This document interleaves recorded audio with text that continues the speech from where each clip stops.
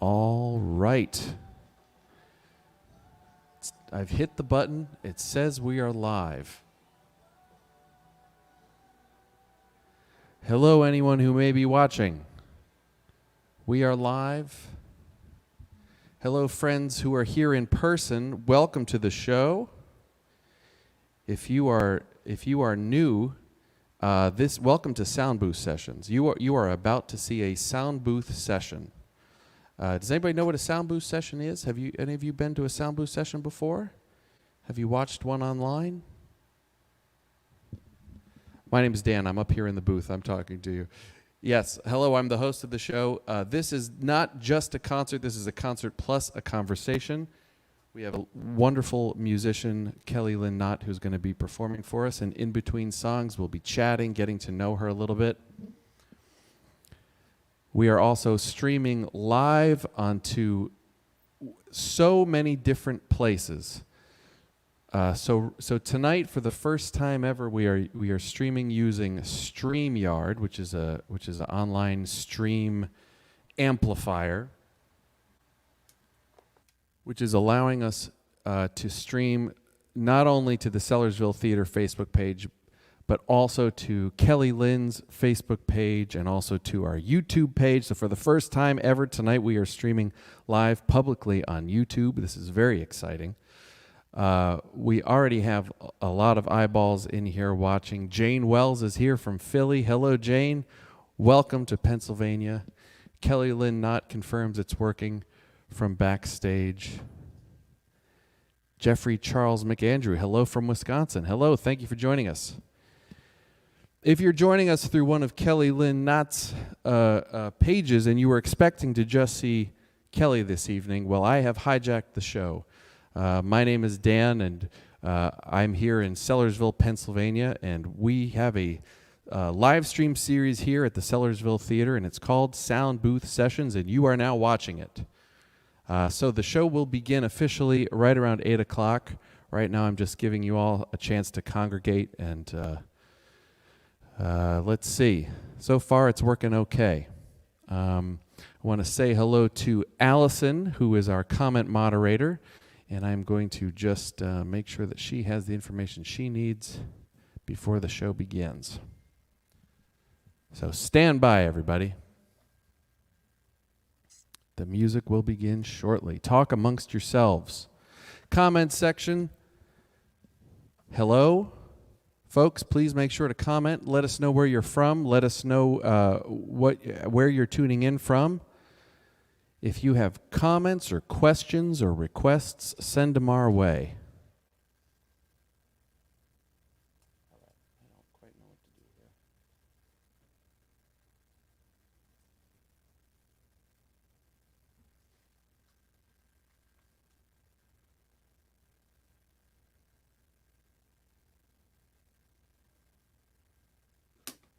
All righty.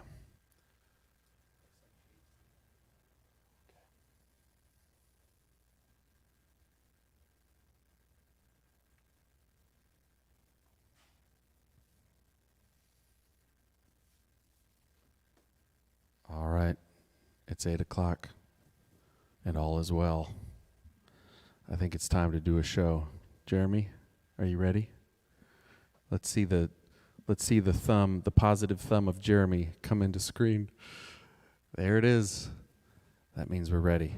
All right, let's do a show.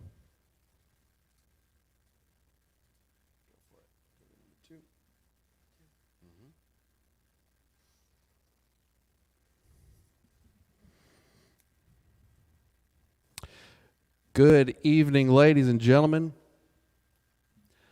My name is Dan, and you are now watching Soundbooth Sessions live from Sellersville Theater in Sellersville, Pennsylvania. Thank you so much for joining us. This is our live stream series that was once weekly and now is sort of sporadic as things open back up and our schedule fills up with other shows. This is our live stream series featuring a concert and a conversation with an artist we love. I'm so excited this evening to have Kellie Lin Knott joining us all the way from Minnesota. She made the trip and she's here on our stage, and I can't wait to talk to her. But before we talk to her, we have some business to attend to. Let's see. Before we begin, of course, those of you joining us through various streaming sites, we have viewers from Facebook, we have viewers from YouTube, we have viewers from Twitch joining us right now. This is the first time we are using some brand new technology. Kelly has introduced me to some technology that we are now streaming in more places than we've ever streamed before. They say life begins at the edge of your comfort zone, and I am living right now, let me tell you. So I want to welcome all of those people. So for anyone joining us online, you know that you got in to see this show without paying a ticket price, but that does not mean that this show is happening for free. In fact, it means that you get to choose what it is worth to you. You get to choose what to pay and how to pay. And so we will be sharing on the screen at multiple times throughout the show this evening the links through which you can support this wonderful artist, Kellie Lin Knott, and you can also support this wonderful independent music venue, Sellersville Theater. So those links are coming onto your screen right now. They will also be posted in the comments section if they did not scroll across your screen, and they are also in the event description. So in any of the myriad ways you might be viewing this, there are many ways to pay. All the ways are A-OK, and we want to say thank you in advance for supporting the arts tonight. We do want to let you know that this evening the show will be switched by Jeremy. Jeremy is choosing the camera angles that you are viewing the show from. He is a wonderful chap, and he's sitting here to my right. Our in-person crowd, let me hear you. Oh, they are feisty this evening. They're ready for a concert. Let them hear you one more time, folks. I didn't have the house mics up, so now I'm going to turn the house mics on. There they are.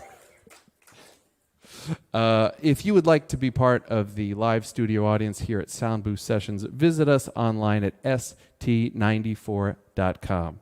And you could come out to a future Soundbooth session. Let's see, what else do I have to tell you about? Nothing. Let's get to the music. Listen, ladies and gentlemen, pick the emoji that best suits your mood right now and click it frequently and frantically and enthusiastically, and help me welcome to this stage, and for the first time here on Soundbooth Sessions and at Sellersville Theater, please welcome Kellie Lin Knott.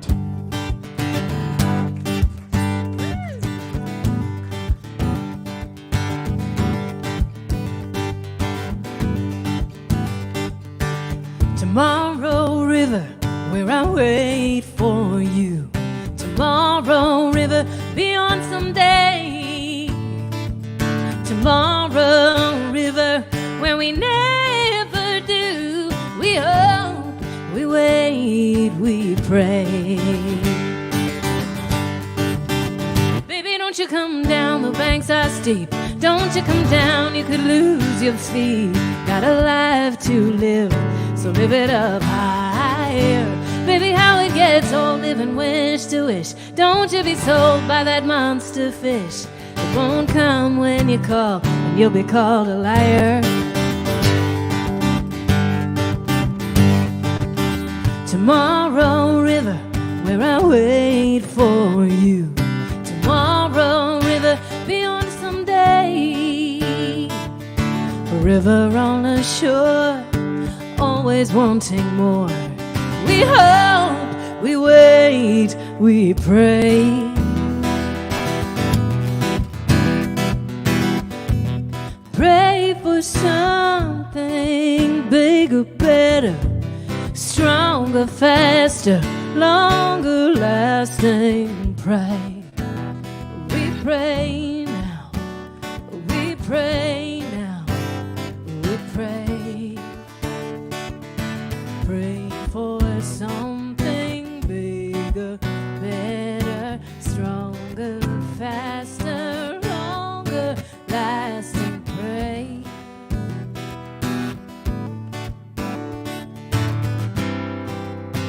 For someone else to ease the pain.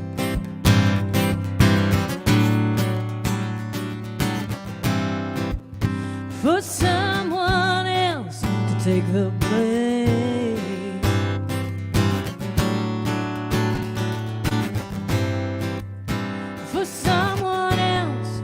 reap the gain.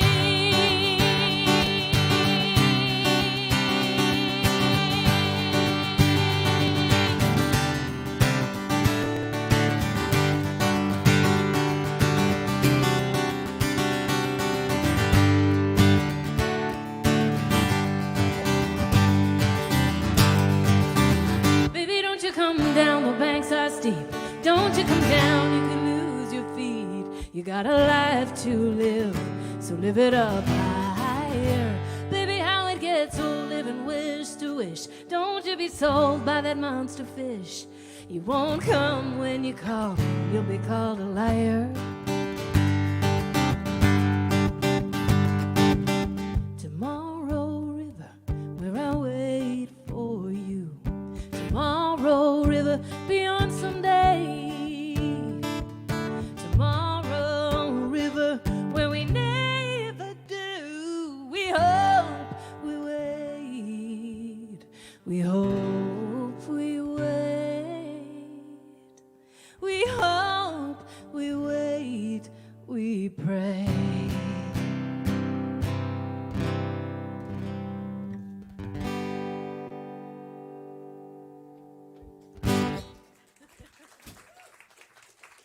Kellie Lin Knott. Wow.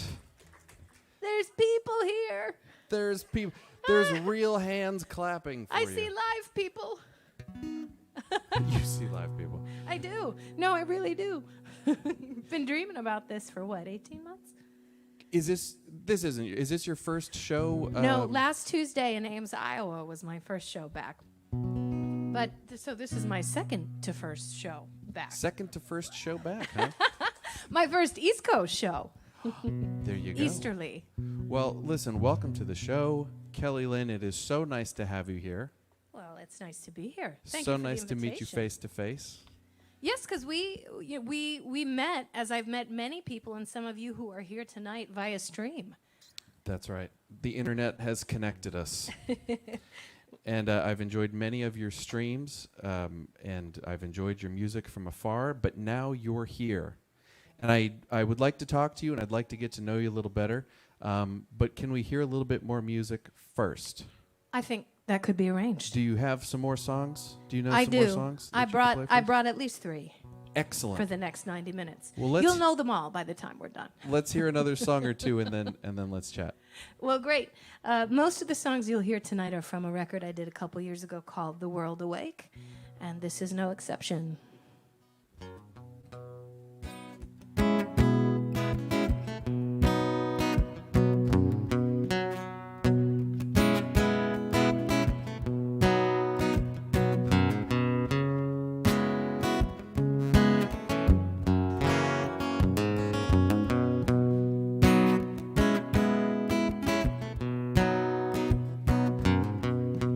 Take comfort in my voice and my smile.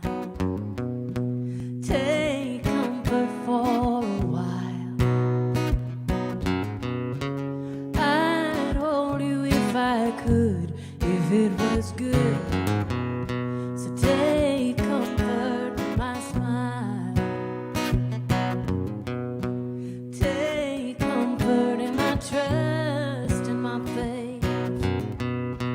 Take comfort that I'll stay, ever stay.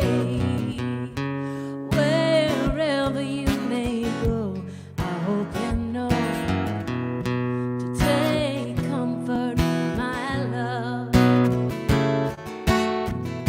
Whenever you speak, I hear every murmur of your heart. There's only one thing I'm afraid of. If the day should come when you're not here, when you're not near me, I know very clearly I'd fall apart.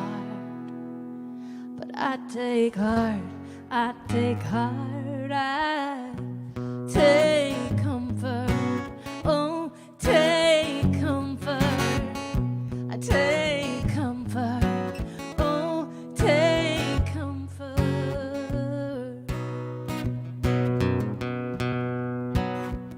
Does anybody in the live audience whistle? take the solo, would you? It's been me in a living room for a long time.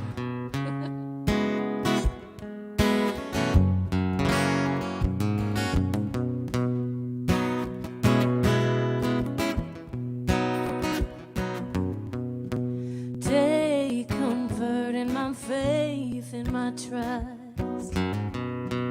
Take comfort in the two of us. Wherever you may go, I hope you know to take comfort in my love. Whenever you speak, I hear every murmur of your heart. There's only one thing I'm afraid of.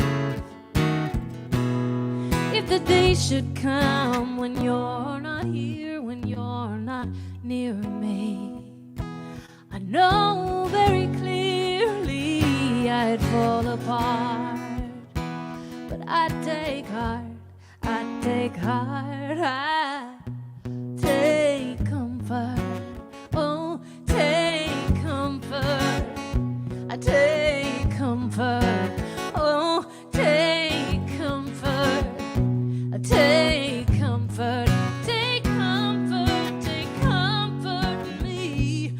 Take comfort, take comfort, take comfort in you. Take comfort, take comfort, take comfort in me.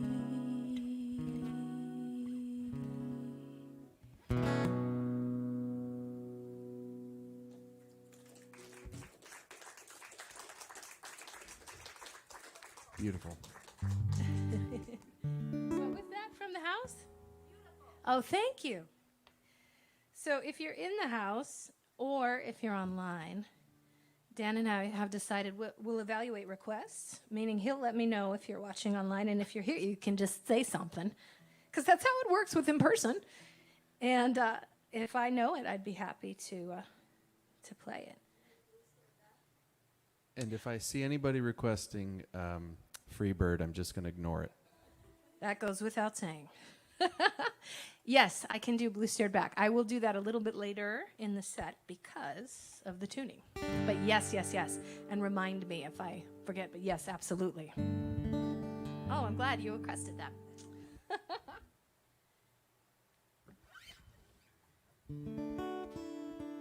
So I have a good friend who moved to Hawaii a couple of years ago to open a chocolate making company.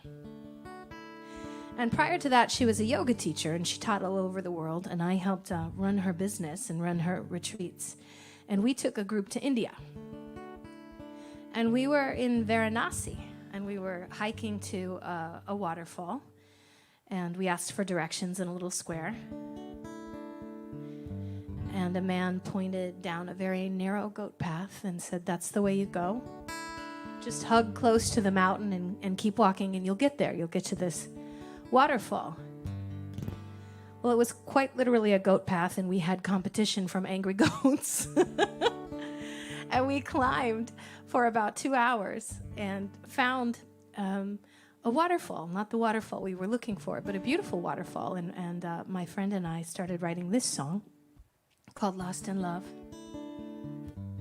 because I don't go anywhere without a ukulele or a guitar. And as we were sitting there on the rock watching the waterfall, my friend turned to the left and saw a paved road that showed the square where we had been standing 2 hours prior. But sometimes getting lost is the best of all possible outcomes.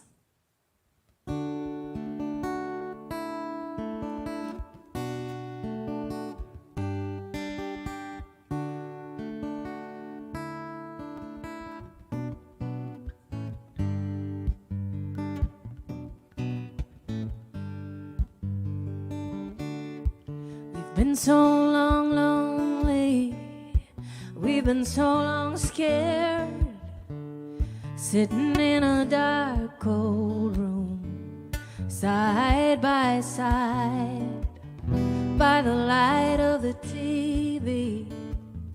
I can see you, but can you see me? We've been closing curtains, we've been staying home. Remember when we talked all night? Remember what you said? Break the rules, then ask forgiveness. No expectation, no judge or witness. Lost in love, nothing to figure, nothing to fix. Face to face in an unknown place. Breathe out, breathe in. I wanna be lost in love. Lost in love is not a point on the map. We never really get there.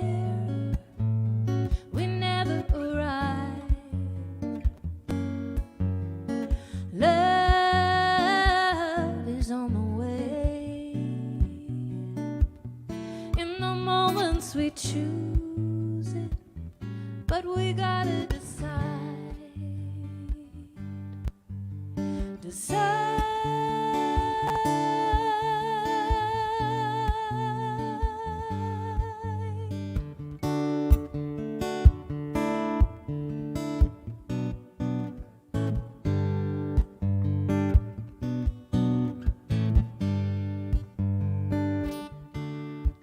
In my darkest moments, in a recurring dream, we're barefoot on a rocky road, walking and wincing together, but unconvincing. Lost in love, nothing to figure, nothing to fix. Face to face in an unknown place. Breathe out, breathe in. I wanna be lost in love. Lost in love is like the rose that we planted, surrounded by concrete, fragile and brave. Love is on the way.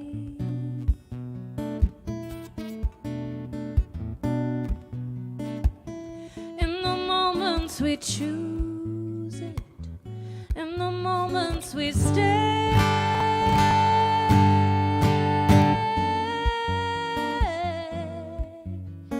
Stay.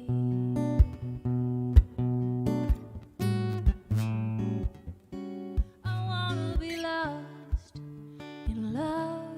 Nothing to figure, nothing to fix. Face to face in an unknown place. Breathe out, breathe in. I wanna be lost in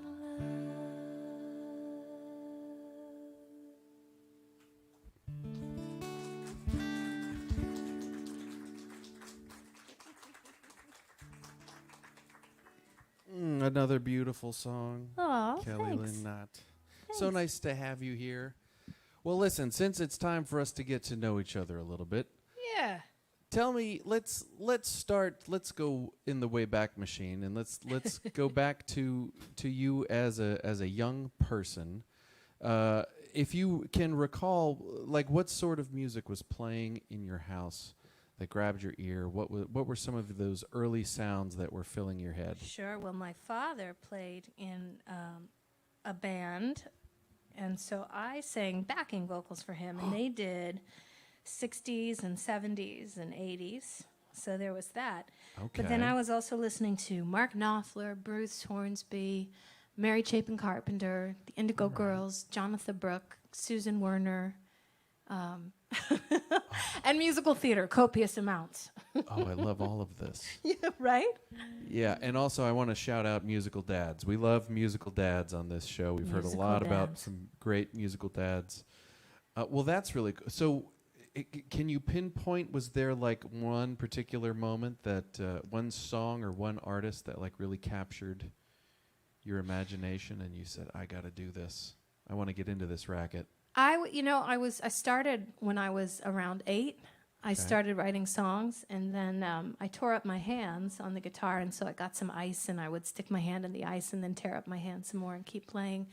You were already playing guitar at 8? Yes. I played for about 6 months, and then the pain stopped me, and I came back when I was 10 or 11. But I started then, but I kept writing. And it was primarily female singer-songwriters. I would put the Indigo Girls on. I would watch their video, and I would figure out how they were strumming. Their hands kept moving up and down, but I didn't hear that rhythm. I heard something else, so I would study. So the Indigo Girls taught me how to strum the guitar. They've got good rhythms and finger pick. They've got a couple good finger picking tunes in there too. Yes, and they taught me Travis picking. I learned that from them, and then Cheryl Wheeler. And each artist would mention other artists, and that became the next guitar lesson or the next songwriting lesson. So I was in it because I loved it, but I was terribly shy. So the family would come over, and I would get into the coat closet, and my father would sit at the piano in the living room in the other room, and he would play the piano, and I would belt from the coat closet, which is great for developing range and projection. But it wasn't until, I don't know, I was probably 12 when one day I sort of pushed the coats aside and stepped forward for a bridge. And came out of the closet, as it were. I did. Right. Ironically so. Oh, yes. that's fantastic. But it was a Bette Midler song, and she was actually a big influence when I was a kid. When people would say, what do you want to be? I'd say, well, I'm either going to be a marine biologist or Bette Midler. And, similar fields. But she is still doing it, and marine biology was less about dancing with dolphins and more about science and math. And so I went back to, which is great. I like science and math, but I liked writing songs better. Mm. Okay, so you've been writing and playing and singing from an early age. Please tell me you remember an early song from give me a Kellie Lin song from age 10 or 11. Do you have any of those in your back pocket? I probably do. Let me think. Yeah, hold on. Oh my gosh. Gold. I never told you how I felt, and maybe that was my first mistake.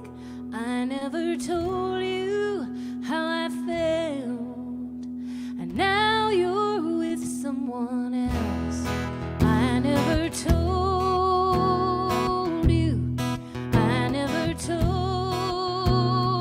you. I believe that if I said a word you'd leave me, so I never got the chance for you to see me in love with you. She was why she told you how she felt about you. Now I blame myself for never living without you. I haven't played this since maybe 14 age word age.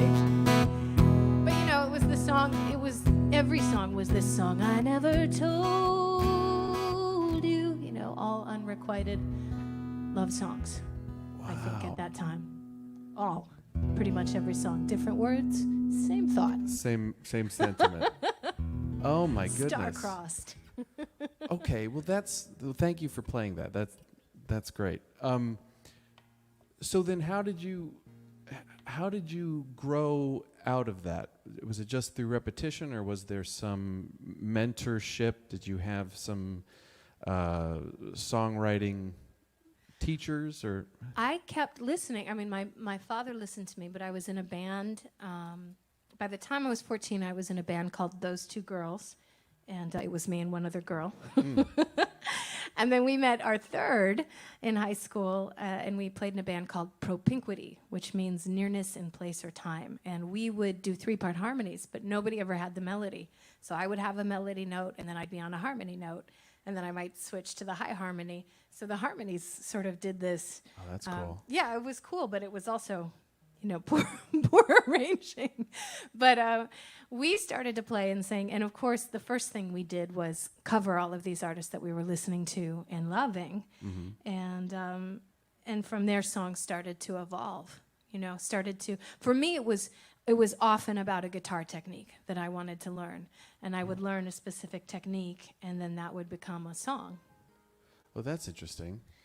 So you would uncover some strumming pattern or some alternate tuning or whatever. Exactly. And alternate tunings, that was when Jonathan Brooke came in to be my guitar instructor, unbeknownst to her. Jonathan and Mary Chapin Carpenter. I started studying tunings, and when they would come through, Jonathan was later on, I guess. Mary Chapin was probably first, but when they would come through, my eyes were just glued to their hands. And there's so much you can learn once you learn to speak reverse guitar hand. But how about lyrics? Because I mean, you're saying such beautiful things in your lyrics and personal things as well. How did you learn how to unlock that part of you?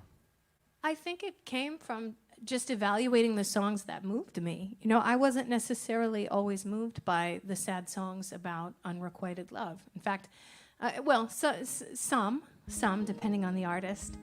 But I started wanting to say something. I was also acting in musical theater. And what was interesting about that is it was fun. And I was decent at it, not necessarily at the acting, but I started wanting to say my own words. I wanted to change things. I had different ideas, and those ideas just started to come forward. When I was, probably 17, my best friend and I spearheaded a benefit concert for victims of child abuse in Minneapolis, which is my hometown. And writing started to shift then. I started to write, and I do write a lot of folk pop and jazz pop now, but I had some songs that were more topical, and then songs that became about stories. And Patty, who's here, requested a song that I'll play a little bit later tonight that actually became almost a prophecy. I told a story completely imagined, and all of it happened several years after I wrote the song. So it just came from evaluating what I liked and what moved me, and wanting to be better at telling stories that drew people in. Well, mission accomplished. Right? All right. Well, let us hear some more of those moving stories and songs. And what are you going to play for us this evening? How did you choose the songs on your set list? What? A lot of them are from my newest CD, The World Awake. Mm-hmm. So they're newer, and I'm exploring them. But the through line, that record came out before the pandemic, but a lot of the songs have to do with how we deal with challenges and move through them with love, and even how we support each other and speak to each other. And even when you're restricted or when there's great challenge, what can you do to move forward and still be active in your life, feel like you still have control of some parts of your life? So a lot of the writing was thematic to what I was feeling, but a lot of it relates to what maybe some of us went through the past 18 months. Bring it on. Could use some more wisdom. All right, well, this song was written after a vivid dream, and it is called The Dream.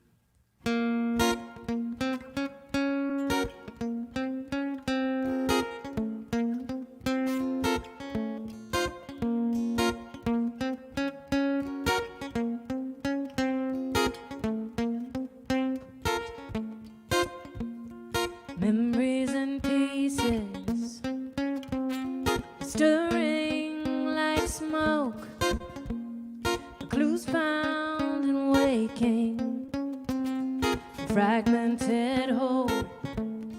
I know that I was there.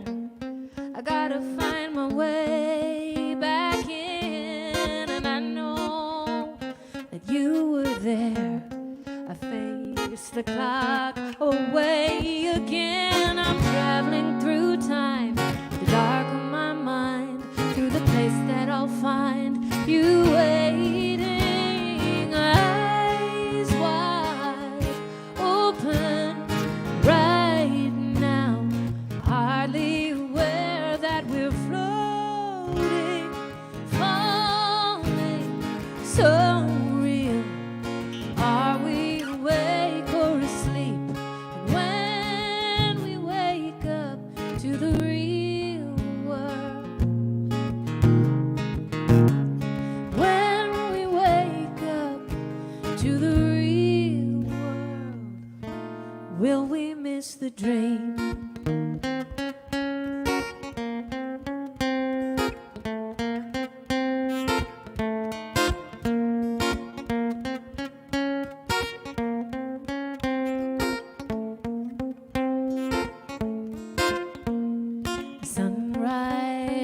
coffee, the same old routine, none of the freedom found in the dream. Is this the world we make? All that we say we can't do? Or is this the world awake? The loneliness, the nothing new. I'm traveling through time, dark of my mind, to the place where I'll find you waiting, eyes wide open right now, hardly aware that we're floating, falling, so real. Are we awake or asleep? And when we wake up to the real world, when we wake up to the real world, face your tigers, face your fears. Reservations disappear. Face your tigers, face your fears. Reservations disappear.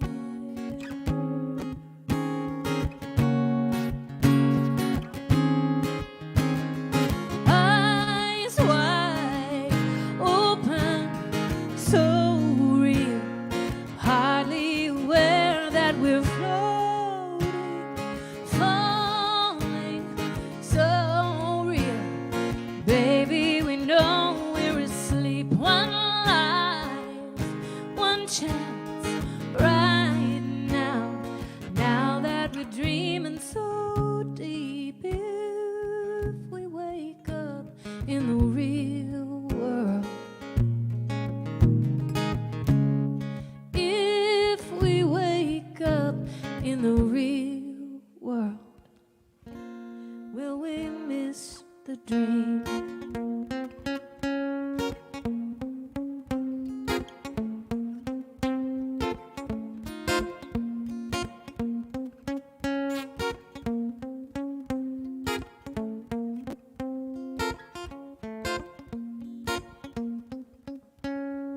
If we wake up.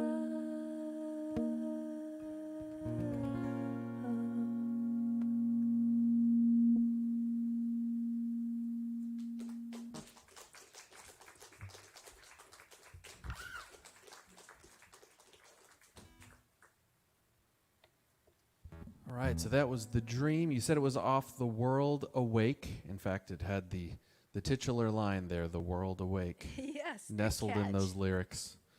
Good It's a catch. great album, Kellie Lin. Beautiful, beautiful album. Well, thank you. And very appropriate for this time, as you mentioned. So here we are, sort of hopefully heading towards the end of the dream that was COVID. That's right. What a terrible dream it was.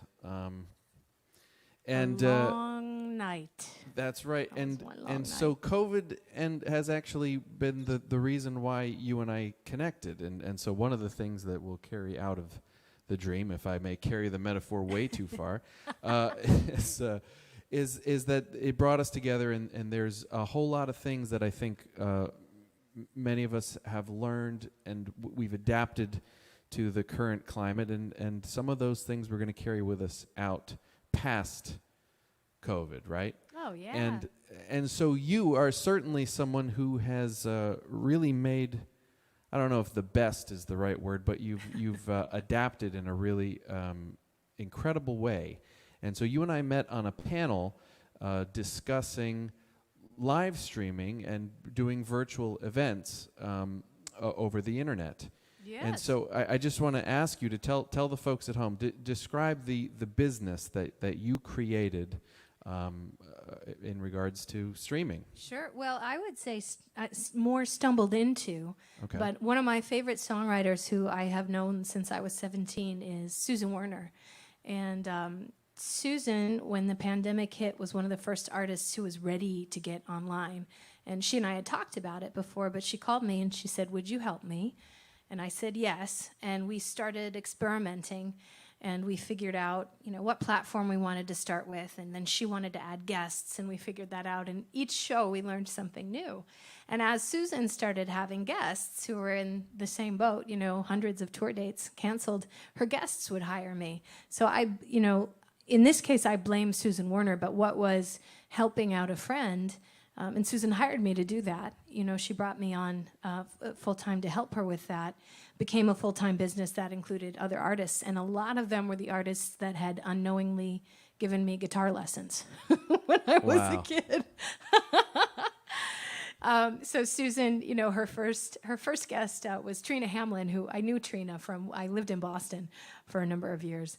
And but then her next guest was Dar Williams, who I loved as a kid and still do, obviously. Still love her so much and her songwriting. And Susan introduced me to her manager, who I knew from years past, and Susan's manager is Dar's manager. So Dar needed some help with her online retreats. And I got introduced to that community and helped them develop the strategy for the online retreat. And from there, it just sort of snowballed. And I am a techie person. I'm the girl who figures things out, but I had no experience in streaming prior to this. So prior to the pandemic, no streaming experience. No, other than, hitting the Facebook Live button once accidentally and maybe 3 or 4 times on purpose. But no real skill. Well, so that's an incredible learning process, because I am also a techie person, and we found ourselves in a similar position, started streaming, and as you said, every single stream learned something completely new. Yeah. Right? Yeah. So you and I appeared on a panel together, and the thing that stood out so much to me is that you had visual aids. You had this whole methodology that you had created that then you could, I guess fairly easily tell somebody, step them through how to start streaming themselves. Yeah, because I do 2 things. One, I coach other artists on how to stream themselves if they want to do it themselves. And then I run streams for folks, and I use a specific program. But often artists would come and not have gear. They wouldn't have an interface set up for this. So there was a piece of gear that I really liked. And you saw, I think, Dan, I had a picture of it. And so as I was coaching them on how to set it up, I would show them this input right here. Turn this on, this button down, this button up. And I found that was the most effective way, because I'm not a sound engineer by design. And, these artists, their job is to get up and inspire people and perform. And so we found a way to work together, even though I couldn't see what they were doing and they couldn't hear what they were doing. That's the other piece. What you hear on this end of the stream is very different than what is outgoing sometimes. And so they had to sometimes put their trust in my sensibility in terms of sound. And sometimes it was wrong, and they'd go back and listen, and we would tweak together. So a lot of it is brilliant artists being brilliant and then listening and learning on their own. But I got to be a part of the learning curve as we'd start to work together, and then the rest was them.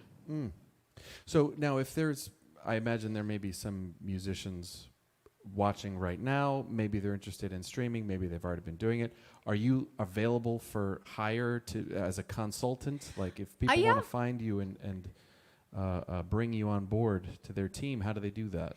They can just go to kellylin.com. I do take on clients. I still have a number of regular streams, but usually what I do is meet with someone for an hour first and do a consultation, and I teach them everything I can teach them in an hour, and I can get a lot done in an hour. And in an hour, they'll know if it's something that they want to do or if it's something they want to hand off. And at this point too, I have other people that I've trained, so if I can't take it on, I will. I'll bring in someone else that I know is fabulous. Yeah. Has your methodology evolved through COVID? Like, have you sort of adapted and changed, or were you pretty much right on the money from the get-go? Oh, not on the money at all. Yeah. No. Every show you learn something new. I mean, you and I were talking about that this evening. so many mistakes, and something will go wrong. The artist will suddenly be off camera, and I learned to always have an emergency video at the ready in my broadcasting software. And an artist's piano would go out, and I would bring them into a separate room and get the piano working again while I played a video in the other room. Sometimes I'd run 2 streams at the same time, one in each ear, to rotate artists through. I did big events with multiple artists coming in, and I learned. I mean, you learn by doing. And in the beginning, I was terrified, and there's still a good amount of terror, but it's more containable now, and it's fun. It's fun because Dan, you and I talked about this, but there are certain things that can go wrong, and now I have a really good idea of 5 or 6 things that could solve it quickly. Right. That's right. And I can confirm I am absolutely terrified before every single stream. I don't know what it is. We've done like hundreds of them at this point, and I am terrified every single show. Yeah. So Same. Okay, so now not only are you dealing with a technology that is fairly new for you, but you're also now interacting with these heroes of yours, right? You're now consulting with the amazing Jonathan Brooke. Just saying her name makes my heart go pitter-patter. Tell me about working with some of these heroes. Sometimes some people say never meet your heroes, but here you are working with them. How are you feeling about that? Well, I feel really good about it because every single person that I have met has been wonderful. It's so nice to meet the people that you loved from a young age and know that the beautiful personality and spirit and soul and kindness that was present in their work is real. That's who they are. And I think the best artists are the best because they represent who they are. So I shouldn't have been so surprised. But everybody, just wonderful. Wonderful and fun and forgiving, which is good. Well, that's beautiful. But why not? I mean, you were there in good faith, helping them out, just trying your best, right? Yeah. So, good faith. There was like a really nice period of goodwill that just was a buffer around everything, I think, during this whole pandemic. Well, and goodwill with audience members too, really coming forward to support artists and even reaching for art, knowing that art was a way through. Yeah. So as you were teaching these artists, friends of yours, how to navigate this technological world, were you learning from them anything in terms of writing or performing or just streaming? Well, a lot of them also do, songwriting workshops. Okay. I met Beth Nielsen Chapman through Jonathan Brooke, and I only mention an artist if they have mentioned me. I don't mention anybody without permission. But Beth is doing songwriting workshops, so I will run tech for those. And Jonathan does too. She does songwriting workshops. She does playwriting workshops. Dar Williams does retreats. Narissa Nields of the Nields does writing workshops. So in addition to learning this entirely new technology and new language and getting good at that, I've been able to spend time with my heroes learning more about how they look at music and how they look at writing. And I'm sad for the pandemic. Obviously, it's such a sad time. But I had a lot of light and darkness, being surrounded by good people, and then being surrounded by people who generally want to help and inspire others. Yeah, absolutely. Well, has any of their influence made its way into one of your songs yet? Like, is there a song that you've started to write as a result of your interactions with these amazing artists? Oh, well, yeah, I mean, they're already in all the songs. Yeah, right. They were there. I'm trying to think. Maybe we'll do, I was going to play something else, but maybe I'll do Patty's request. I'll do one of the first songs I wrote in an alternate tuning. Do you need to tune real quick? I can do. stall. Yes, if you could stall, that would be lovely. I got a whole bunch of comments here I want to share with you as you tune. I want to let you know that you got some rabid fans here in the crowd. Let's see, scrolling back up through the comments. Deborah Williamson, yay, Kelly. Seth Eric Cutler, so great to see you live. Kelly Wallen has been commenting up a storm. She's been clapping. She was harmonizing way back on Take Comfort. Kelly Wallen, more clapping. And she says that you know what her favorite songs are. Do you know what Kelly's favorite songs are? I do. We'll have to get some of those in. Tolly Tunes Music, says Joni Mitchell, as he's requested before. I think that was his request. MZ is 1111. Sounds great, Kelly. Ah, that's someone I don't know. I don't recognize that handle. Welcome. Elaine Krause. Wow, love your voice. We'll be looking to see you again. There you go, a new fan. John Seaton, good to see you, John. Says great live music. Thank you, Dan and Kelly. You're welcome, John, as always. Jeffrey Charles McAndrew says, how cool that you absorbed skills from other great musicians. Indeed. And, we have our first ever comment from Twitch, which is amazing. It's a little purple emoji. It's an emoji I've never seen before because we've never streamed to Twitch before. It's a big night. So it's a night of firsts.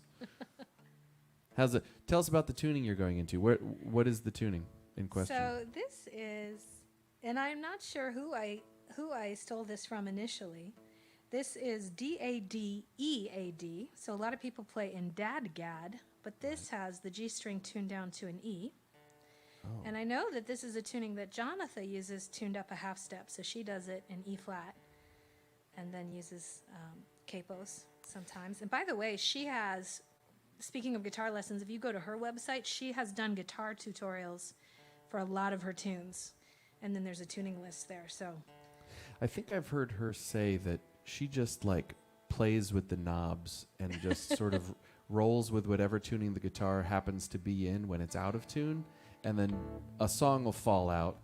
And then she has to go back and figure out what the tuning was.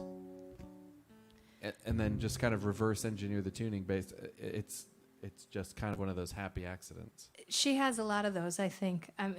But she has an amazing ear. And, she's famous for hearing dissonance in a different way, I think. Both with her band, The Story, and in her solo work. One of the things that drew me to her was the dissonance, and she would find that in the open tunings, and then she'd have chords that sounded amazing, almost orchestral, just open, and build from there. I think she's one of the best guitar players ever. But this is Patty Hartzell requested this, and this is, I mentioned a song as prophecy. I wrote this when I was 17 or 18, I think. And after discovering this tuning, and most of the story came true. It's a song about my sister and I. Most of it came true in the years to come.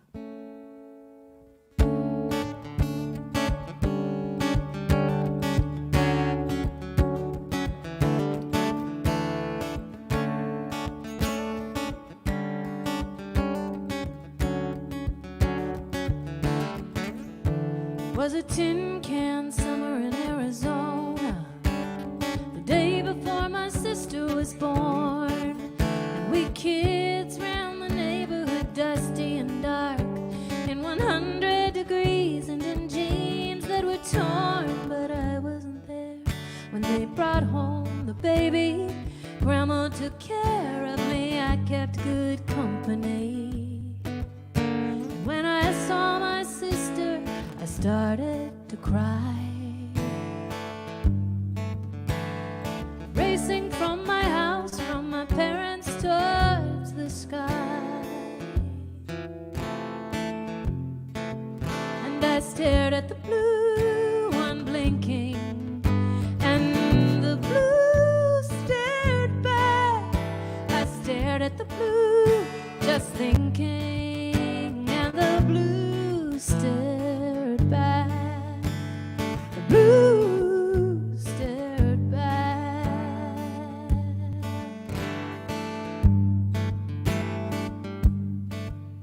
It was a trickle-down spring in Minnesota when my sister left college for good, and I could not forgive her for tossing that dream, but she told me she loved him and she hoped that I could.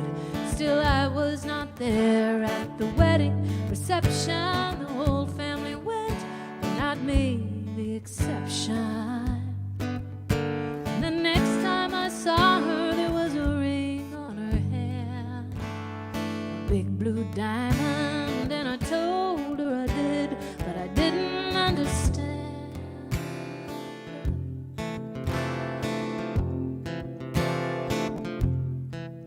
And I stared at the blue, unblinking, and the blue stared back.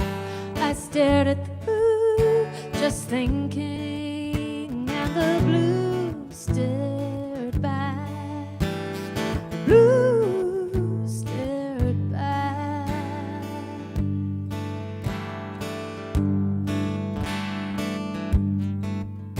Now it was some years later in North Dakota. I was living alone, long since moved away. I got the call from her husband, softly spoke. He said, she's weak and asking for you, won't you please come home? And this time I was there in the hospital lobby with my mother, my father, and her husband too. And when I saw my sister, I started to cry.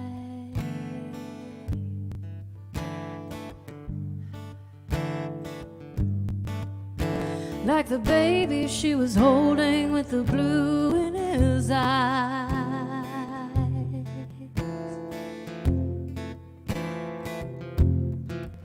And I stared at the blue. I stared at the blue. I stared at the blue, unblinking, and the blue stared back. I stared at the blue, just thinking, and the blue stared back. I stared at the blue, unblinking, and the blue stared back. I stared at the blue, just thinking, and the blue stared back. The blue stared back. The blue stared back.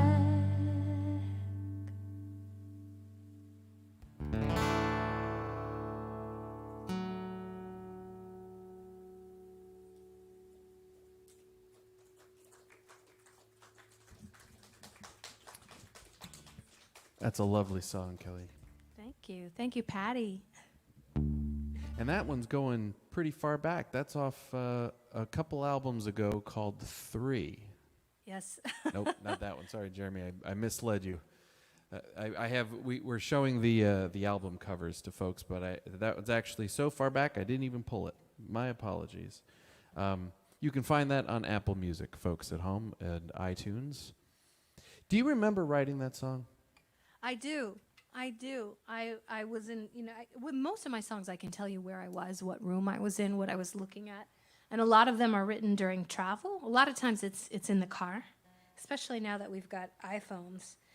But I hear rhythm or the cadence of feet. Sometimes it's walking, and there's a cadence that I hear in my feet. And then a melody comes forward. Usually I hear music first. People always want to know, what's first? Right. Lyrics or Yeah. music? And but it's not long before a lyric will pop out, and either there's something that I've been trying to say organically that I wanted to express that will fit into that melody, or there's a story there. And what was it for that song? That song, all of that was in the lyric. I mean, it was just in the music. That there's something called, I believe it's called, and you can Google this at home. My folks who listen to me on Tuesday nights help me when I need it. But I believe it's called synesthesia.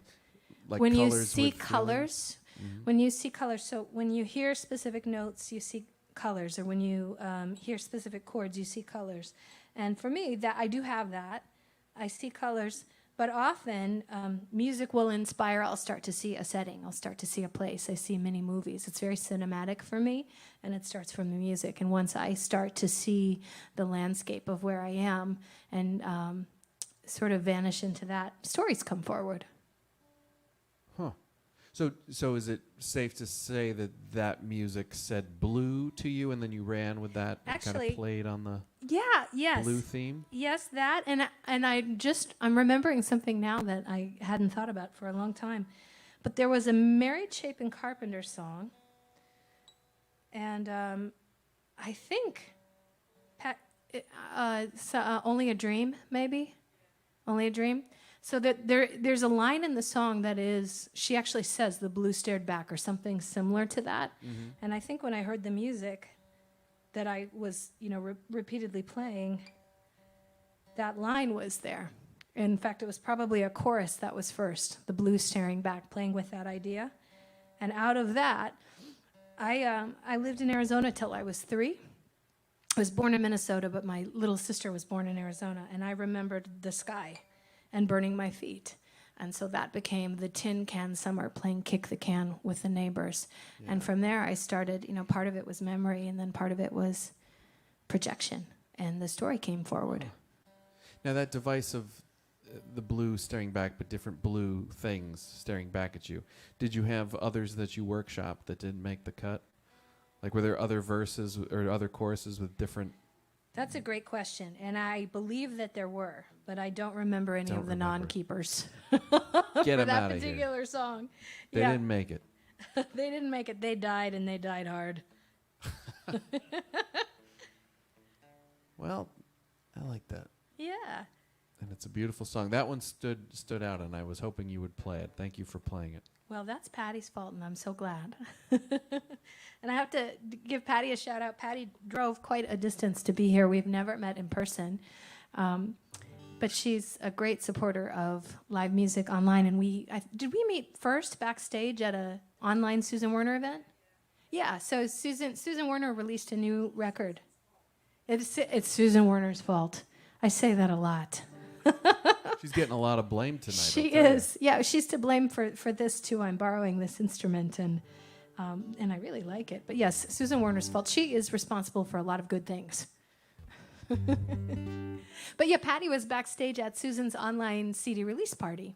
We did a fun event where fans got to come back prior to the show and in our broadcast studio, and I got to meet Patty there.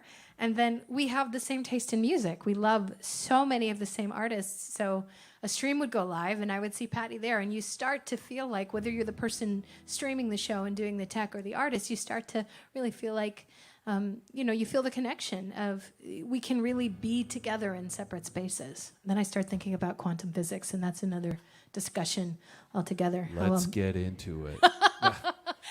I'll lead us astray, but but Patty is part of my community, and it's so exciting to meet people in person. One, I had a friend say, "Wow, I've never seen you walk before. I don't even know if you have legs," and I do. So and so do, you do too. But it's great, and I feel a closeness with a lot of the people that I've met online this year that I didn't expect. I didn't know was possible. So it's great to be wandering out and actually seeing faces, like standing here on the stage, and I see people. I love it, and so grateful that you came tonight. So are we. So are we. And there's plenty more. There's plenty more in the comments who would be here if they could, I'm sure. Oh. From far away. All right, let's hear some more music, please. All right, well, we have Kellie Wallen in the audience. We do. And Kellie, if I could see the comments, would probably type in this song. She said just a moment ago that she's sitting on her texting fingers. I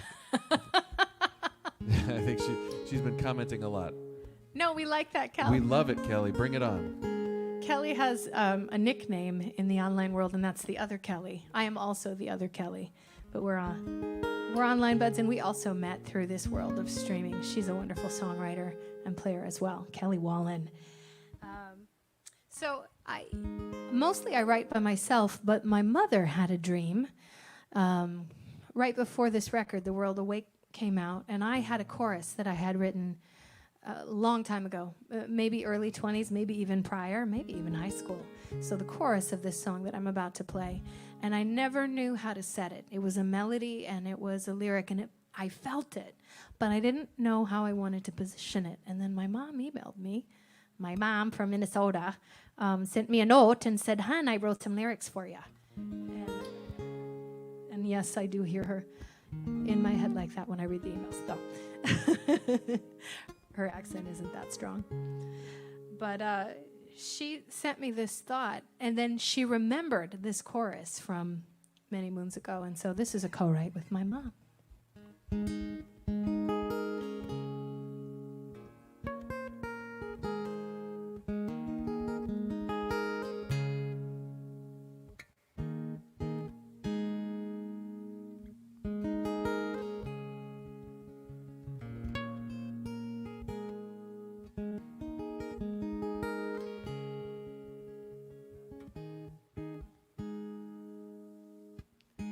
When I'm ready, I'll take a look inside myself, 'cause I've been sleeping, stalling, hiding out. I've been wondering, just like everybody else, if I can make a change when I don't know how. In my dark, empty room, there's a door waiting to be kicked open. And on the other side of our loneliness and pride, there's a light burning bright and steady.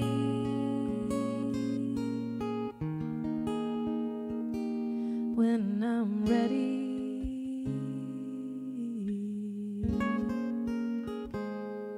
when I'm ready.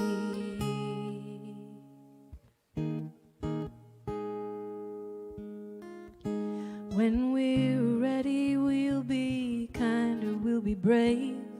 When everybody's pointing fingers, casting blame, we'll stand together, not looking on or away. Can we build a bridge without taking aim? Every dark, empty room has a door waiting to be kicked open. And on the other side of our loneliness and pride, there's a light burning bright and steady. When I'm ready,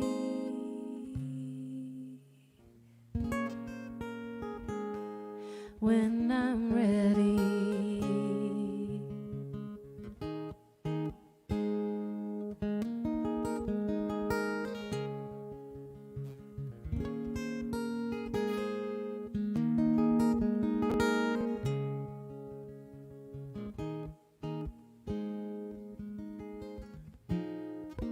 Pay close attention now.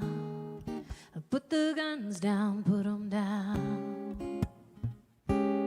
All of this confusion and pain, it won't let up until we find a way to understand each other.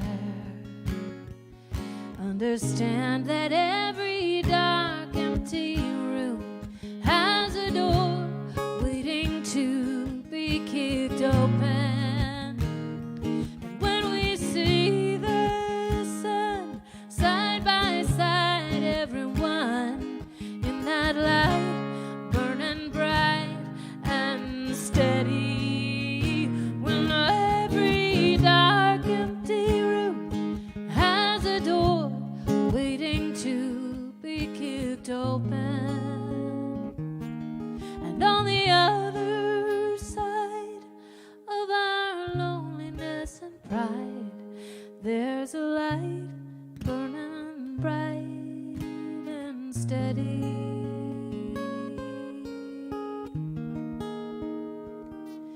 when I'm ready.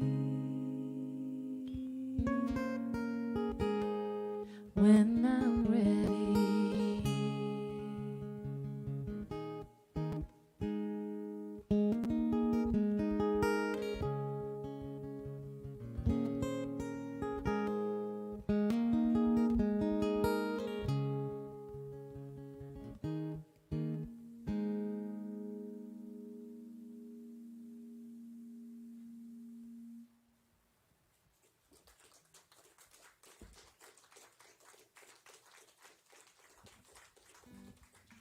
Shout out to musical moms. Beautiful. She's a good one. They're both good. Got a musical mom and a musical dad. That's Yeah, pretty they're lucky. Very lucky, very lucky. And that, you know, I'm the only person in the whole world who has had parents who have been saying for years, "Why did you get a real job?" You know, I've done a lot of things over the years. I've mostly worked for myself, where I've done different things for different businesses, and I've always made music along the way. But whenever I would get too involved with something that wasn't music, you know, they would question.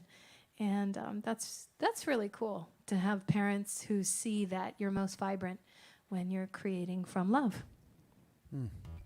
Amen to that. Yeah. And I do have to mention my parents are in the crowd, and they were also that type of parent. Oh. My mom actually commented during that song that you have such a gentle and crisp touch on the guitar strings. She loves your playing. Thank you, Dan's mom. And thank you for coming. So now, so you mentioned you've done a lot of other jobs, other things in your life, and then you teased us earlier and mentioned that you moved to Hawaii to make chocolate. Yes, and actually Debbie Williamson, who commented, she runs my stream for me on Tuesdays. Okay. In StreamYard. Debbie taught yoga for years and taught all around the world and did retreats, and I ran her business for her. Whoa. And she's a dear friend. So lots of traveling all the time. We were home, you know, 3 days a month, and just a lot of yoga gigs. Really, really fun.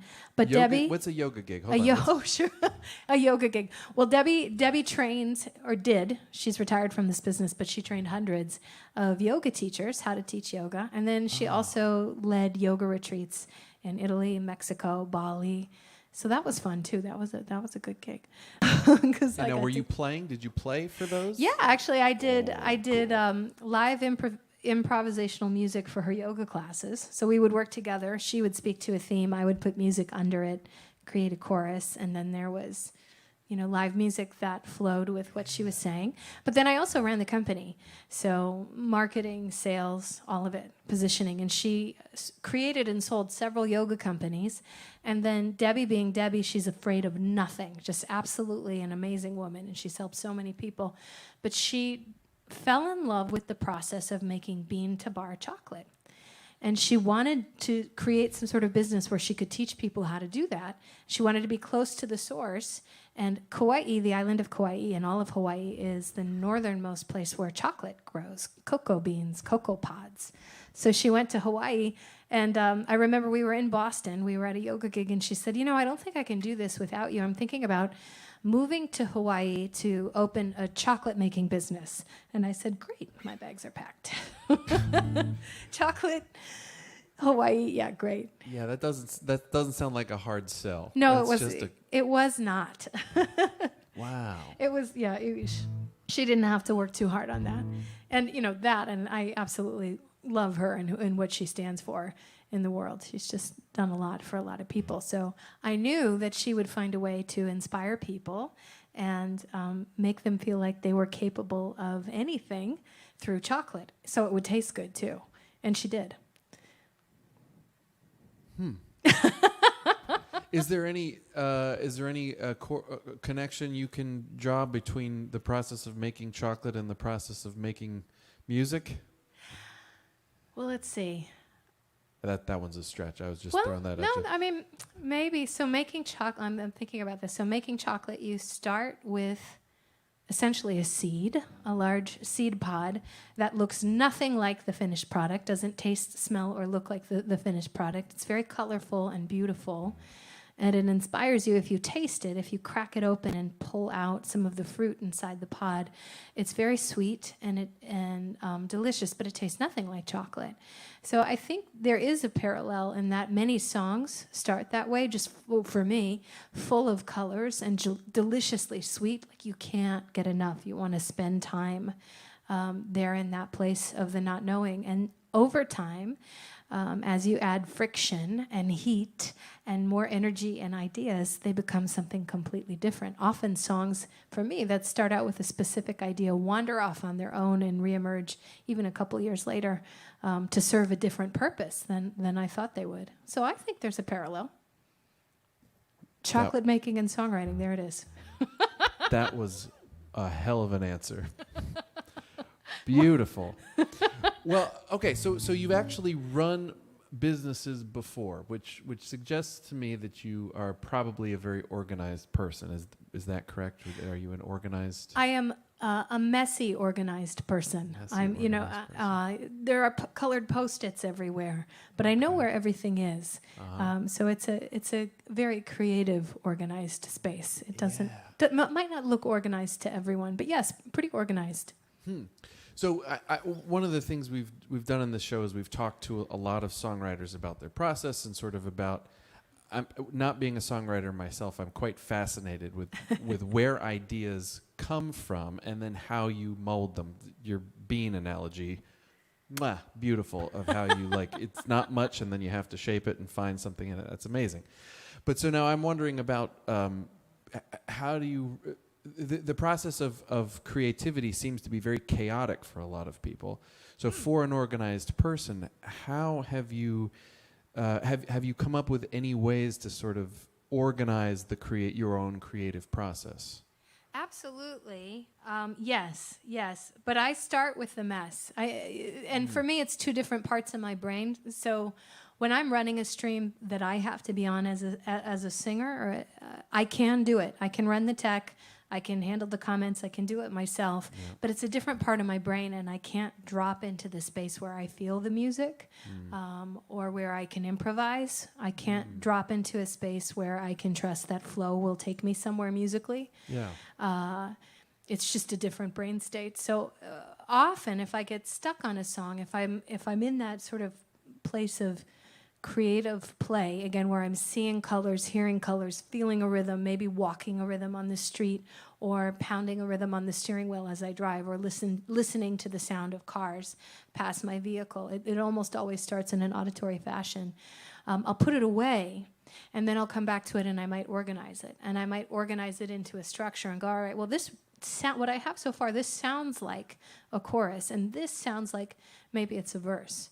And it's a way of sort of tricking myself into figuring out the puzzle, because then now I can see, I need a piece to go here, I need a piece to go here. So I can use organization to start to put things together and then take it apart and reassemble as necessary.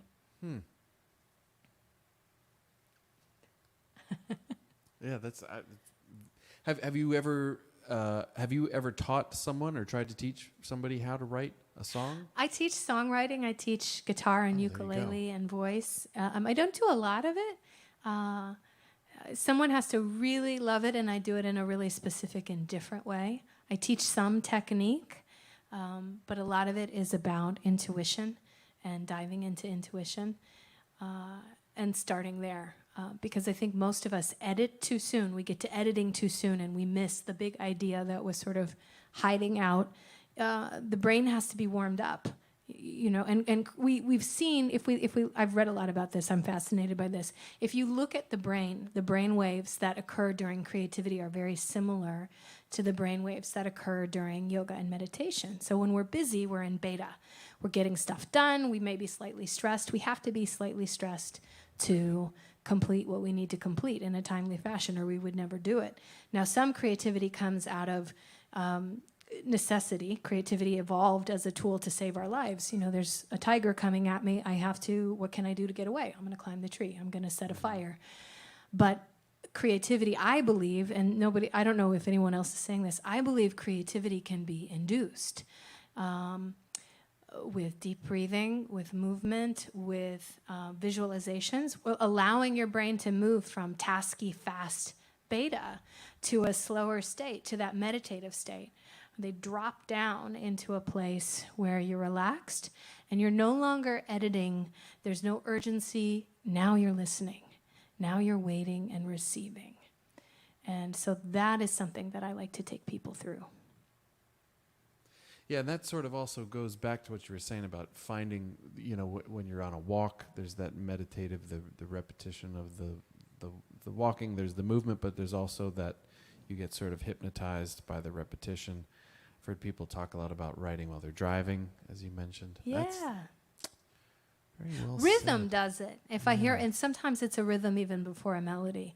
If I hear a rhythm and I look so goofy in my car, I mean, those who have followed me know I sing because I can't dance. I was in musical theater. My first musical theater audition as a kid, I went and I sang. I was 12 and the director said, "Wow, you're amazing. Come over here to the dance station." And I danced and I turned around and beamed.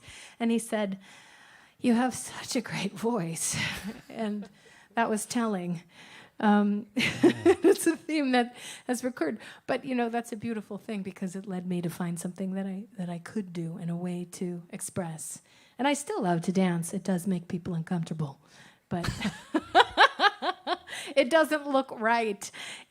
You wonder if perhaps there's an aneurysm occurring. But no, it just feels good to move. I won't. You do you, right?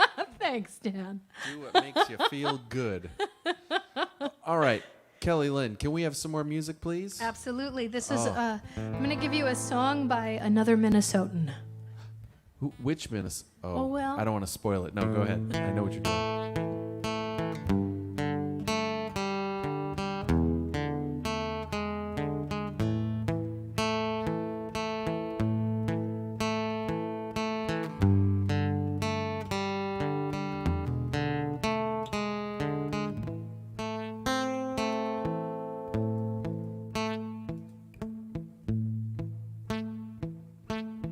Dig, if you will, the picture of you and I engaged in a kiss. The sweat of your body covers me. Can you, my darling, can you picture this dream, if you will? A courtyard, oceans of violets in bloom. Animals strike curious poses. They feel the heat. They feel the heat between me and you.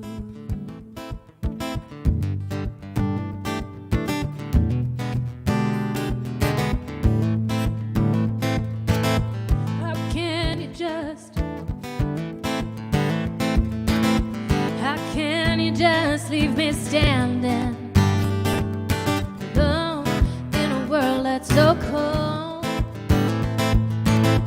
Maybe I'm just too demanding. Maybe I'm just like my father, and that's too bold. Maybe I'm just like my mother. She's never satisfied. Why do we scream at each other? This is what it sounds like. This is what it sounds like when doves cry.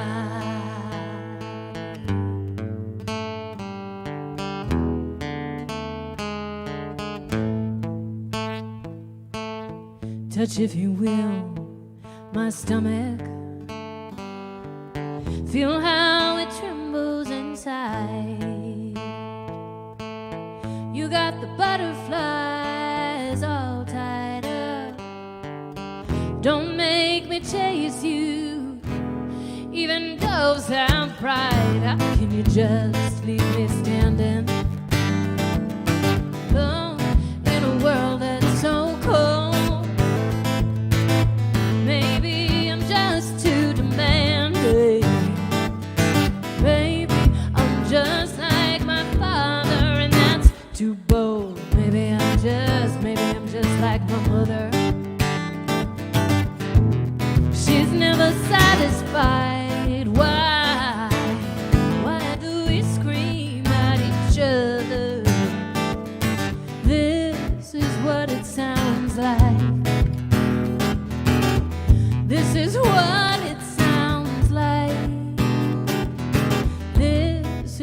it sounds like when doves cry.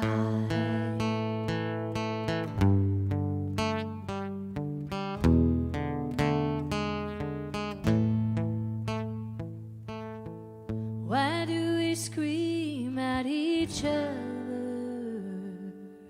This is what it sounds like when doves cry.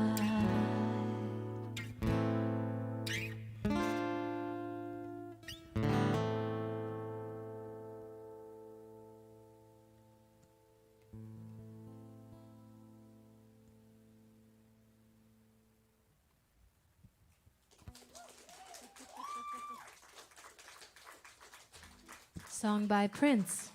Oh, the people like that one. Wow, talk about songwriting. That guy, as we say in my homeland.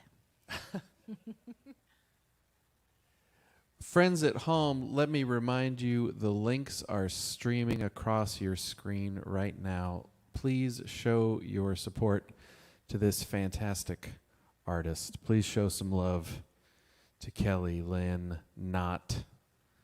They're cycling across your page. You can also find them in the comment section multiple times. We've been posting them throughout the night. Kellie. Yes. What do you think the future of live streaming is? What are we going to do once everything goes back to normal? Is streaming here to stay, or what are your thoughts on that? So here's the deal. This is what I think, and keep in mind that I am utterly an optimist in all things, and I love this. So I do have a bias. But there were artists who had been doing this for years before the pandemic hit, and it was actually a big part of their income. And then there were others who survived only because of streaming and the generosity of fans. Mm-hmm. And I got to see a lot of that this year as I helped other artists. Now I'm starting to hear, hearing from new artists who want to start streaming, but they're looking at a more comprehensive strategy. So how can streaming help them reach the markets where they're likely not going to tour? You know, maybe they do the Eastern Seaboard and they hit the Midwest, and every 7 years, California and Oregon get a show.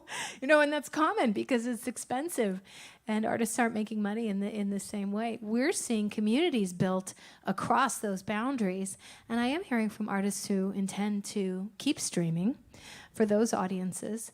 I also think it's going to, and I hope it is, going to be a tool that helps venues stay open, helps people learn about great venues in their area, helps people learn about tourism and where to travel, because not every city has a listening room, a world-class listening room where you can go and sit and hear a concert. And so I think as people see these beautiful rooms and beautiful spaces online, they'll want to visit them in person. And so I think it's a supplement, and it's also a way for artists to connect with and get to know their fans in a really personal and unique way that they might not have been able to do prior, and in a way that's safe for all parties as well. Mm.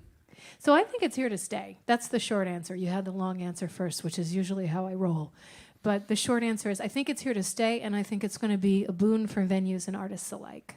You know, I couldn't agree with you more. We're in a venue right now, and beautiful one. At first, it was unclear whether it would be a competition, competing with yourself. Yeah.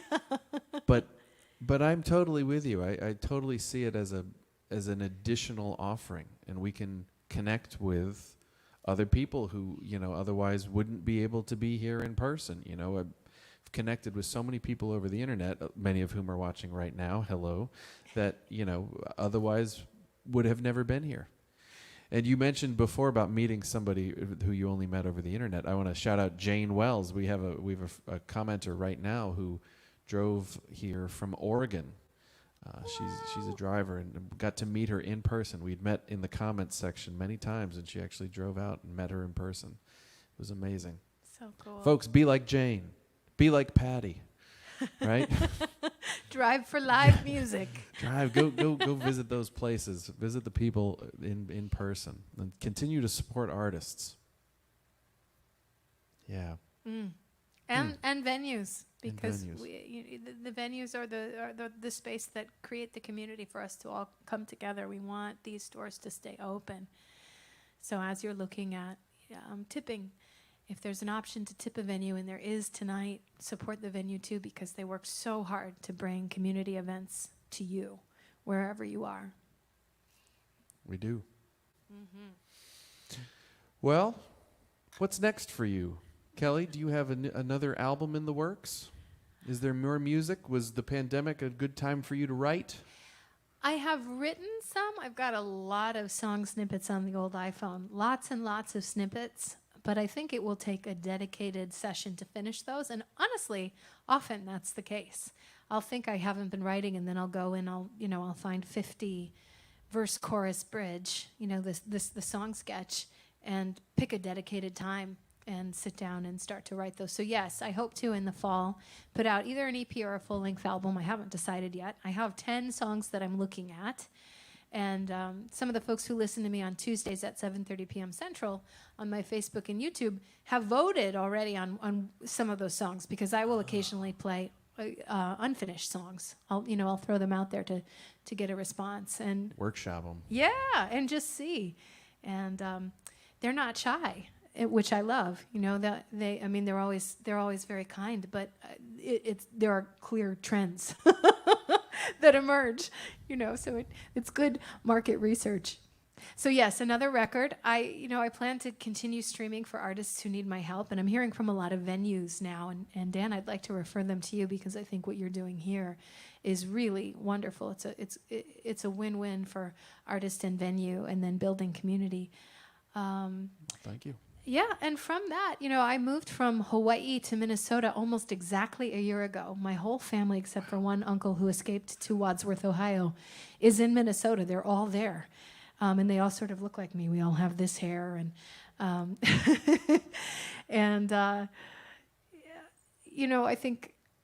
I think more time with family. But my two nephews and my niece are very musical too, and so I think there is exploration into helping kids find and foster creativity as well. Yes. Yeah. Oh, please do that. Well, and you talk about it so nicely. I mean, I wouldn't have been surprised if you said that you had an education background, because the way that you've already articulated some difficult concepts in in beautiful artistic ways, but also very clear ways. It's fun, and I think a lot of it is learning from just being with other people. Every time I get to teach someone or spend some time with someone who's learning something that I have to offer, I learn something new from them, and it's new perspective, and it opens another door. And so any education experience I have is just, me wanting to share something from passion, or often, and this is sort of my mission in life, I think if all of us could spend time looking at the person next to us and finding helping to bring their strengths and their beauty to light for them, because obviously they're so apparent to us, but if we could help others see the beauty and the strength and the creativity and the amazing things that we see, that could be a really powerful shift. And so a lot of the different things that I do sort of fall into that mission. How can I see what's working and bring it to the surface and make it brighter?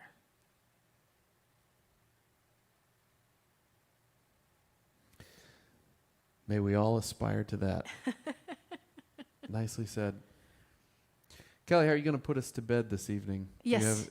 Do you have a what have you chosen? Well, let's see. I'll play you a little. My goodness. I'll play you a little. I'll play you a song, again, written pre-pandemic. But I've heard a lot of different people say in the past 18 months, it's okay to not be okay. And this song is an expression of that. It's okay to be right where you are until you're ready to be somewhere else. And I thank everybody so much for tuning in online, coming out live and listening, and to Dan and Sellersville for the invitation. It's a song called Stay Right Where You Are.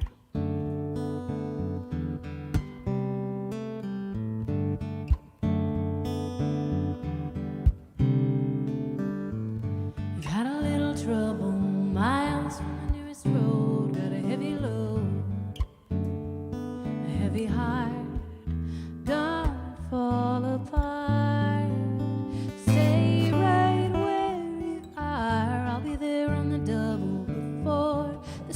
and said, if it hurts, then let it.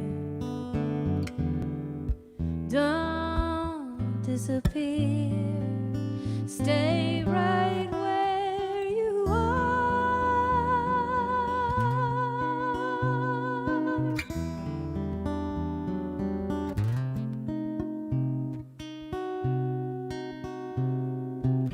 You don't have to make it okay. You don't have to say it's fine. Take your time. The world will wait, and you're allowed. Stay right where you are.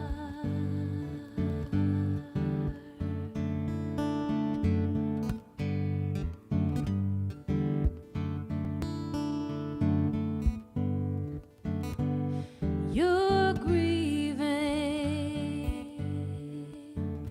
You are alive.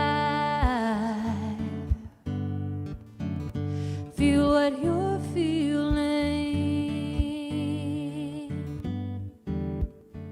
You'll survive.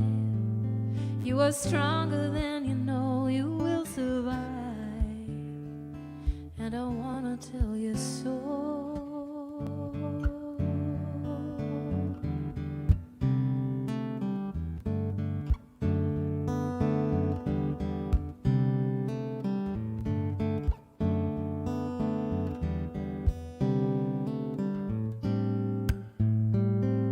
Stay right where you are.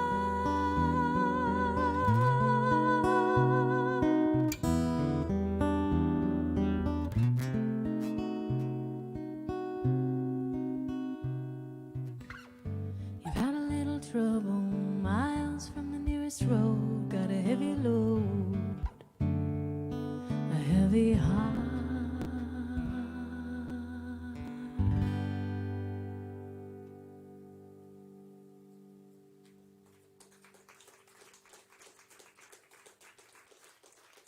Ladies and gentlemen, that was Kellie Lin Knott. Thank you so much for being here, Kellie. What a wonderful show. That is our show. Thank you, everyone, for tuning in. Thank you to our in-person live studio audience. Analog clapping. It's a wonderful thing. Thank you to those of you joining us from the various places over the internet. Our first time streaming to live streaming to YouTube and live streaming to Twitch. It was a wonderful experience. I hope you had a great time. Thank you for being here. Thank you to Jeremy, who was our video switcher tonight. Thank you to Dawn, who took care of our in-person crowd. Alyson was curating the culture of the comments section and keeping it clean. Folks, on your way out, please take a minute and visit the links that are streaming across your page right now and show your support and show your love to Kellie Lin Knott. Let's help her make that next album, shall we? You can see her on her Facebook page and her YouTube page. She streams every Tuesday night. And so do we here at Sellersville Theater. We have Soundbooth Sessions almost every Tuesday night at 8 p.m. Next week we'll be back with Gabrielle Chapman and The Vortex. It should be a wonderful time, much like it was tonight. That's our show, everybody. Thank you for being here, and we'll see you next time. Bye-bye.